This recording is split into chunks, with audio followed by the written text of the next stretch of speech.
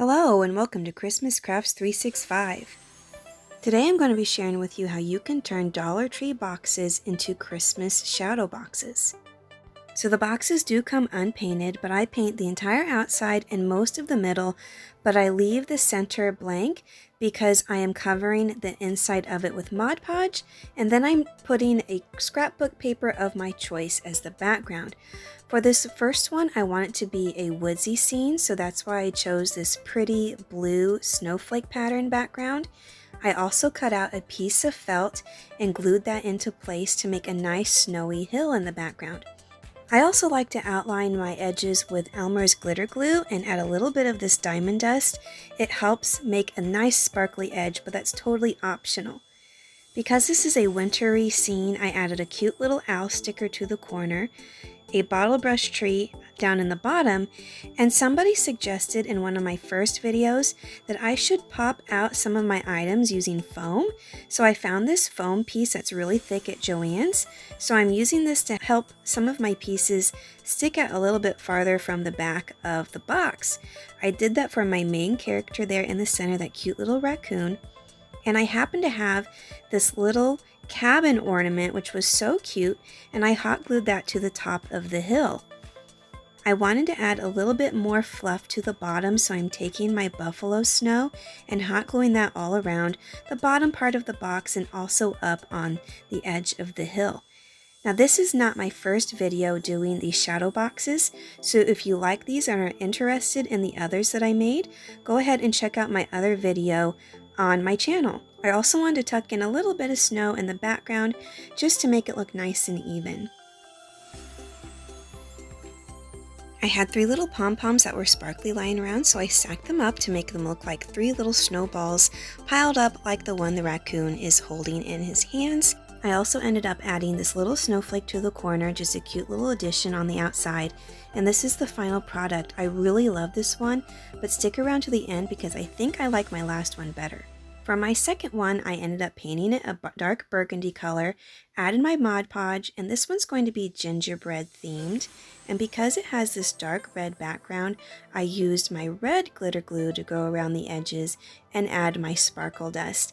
Now don't get too attached to that cute little snowman in the corner because he does go away a little bit later. But don't worry, something else really cute is added at the end too. Now for this one, I'm going to be adding a little row of felt to the bottom of the box to make it look like they're standing outside. And I also want to do a little bit more dimension, so I'm going to add a row of my buffalo snow to the background as well, so it's not all flat. And here is the little guy that takes the place of the snowman, but I think it's extra cute because it looks like he's holding the hand of the little gingerbread girl. Now we found these little ornaments at Walmart actually that were cooking themed. So this one's a little pitcher or a measuring cup that says Merry Christmas. So I hot glued that at the top like it's pouring out the gingerbread man. And then we also found these little rolling pins in the same set. So I hot glued that to the bottom to make it look just like a cute little kitchen themed shadow box. Now this one actually sold as well at my most recent craft show. Anything kitchen-y always seems to go over really well. And just to let you know, these shadow boxes do come in 3 different sizes at the Dollar Tree. This one happens to be the smallest one, and the other 2 that I'm doing are the medium size, and they all nest nicely inside of one another. I added some little snowflakes to the top that were originally buttons, and here is the finished product. For the third and final box, I painted it pink, added the Mod Podge, and used the same scrapbook paper as the first project.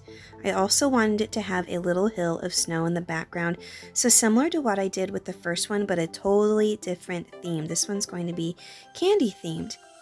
And for the edges, I did my pink glitter glue and diamond dust technique. Finally, I found these cute little houses at Hobby Lobby, and they're all candy cane themed. So I'm adding the little foam piece to the back to make it stand out away from the outside. And I'm going to have one here in the front, one kind of up on the hill, and then one at the very top. So it's like a little village of cute candy houses. I also have different colored bottle brush trees that I'm going to be adding, a pink one, a little green one, and I thought, you know, there needs to be one up on the hill, so I removed the bottom of that one and glued the back of it to the side of the box to make it look like there's a 3D one up on the hill. Now these little candy canes were originally ornaments, but I wanted them to just look like tall candy canes, so I cut the top off and put them on either side. I wanted the bottom to look really fluffy, so I'm using my buffalo snow again to add a nice coat of snow to the bottom, like fresh fallen snow.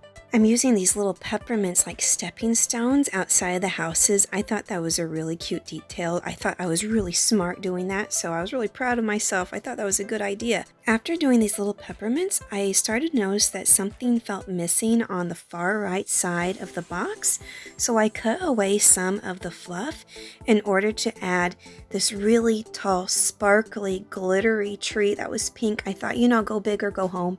I really like this additional little detail. I thought it was super cute, like you're kind of walking into a candy forest full of glitter and color. I wanted to add some more things to the front, so I have these little gumdrops that I cut off a big strand, and I just put a couple of those. Maybe it's a little gumdrop for it. The candy canes were a little bit too tall for the background, so I cut the bottoms of them off so that they looked a little bit shorter and glued some up at the top by those houses. And for the very last little detail, I had the perfect little sign that said "Fa La La" and the perfect colors. So I think this one is my favorite. Tell me in the comments down below which one is yours, and check out my other shadow box video. Just to recap, here is my cute woodland themed shadow box with the cute animals, and of course the gingerbread themed shadow box. Again, don't forget to like, comment, and subscribe. Thanks so much for watching, and I'll see you in the next one.